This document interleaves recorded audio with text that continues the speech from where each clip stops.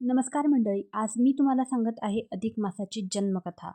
एकदा महातपस्वी भगवान नारायण लोककल्याणासाठी तपश्चर्या करीत बसले असताना नारद मुनी तेथे आले व म्हणाले, हे तपस्वी श्रेष्ठा, दरवर्षी फक्त 12च महिने असतात, मग दर 3 वर्षांनी हा 13वा महिना कसा? कृपा करून या अधिक महिन्याची उत्पत्ती कशी झाली ते मला सांगा.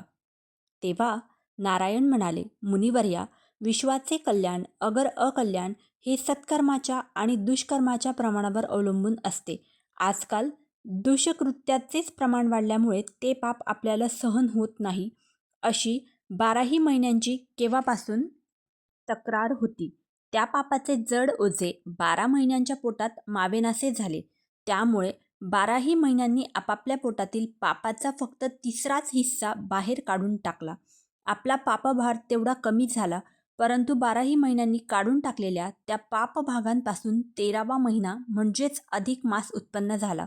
तो पापमय असल्याने त्यास मलिन मास असे नाव पडले किंवा मलमास पडले. पुढे श्री विष्णूंच्या आणि पुरुषोत्तम श्रीकृष्णाच्या आशीर्वादाने तो मलमास पवित्र पुरुषोत्तम मास बनला. या अधिक मासात तीर्थयात्रा, तीर्थस्नान, दानधर्म, उपासनक्त, पूजा अर्चा, जप वगैरे धर्मचारण केल्याने पुण्यलाभ होऊन जीवनाचे सार्थक होते.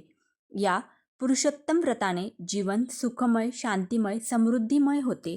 तेव्हा या अधिक मास पाळणाऱ्या स्त्री पुरुषांनी महिनाभर एकभुक्त राहून पुरुषोत्तम व्रत पाळावे.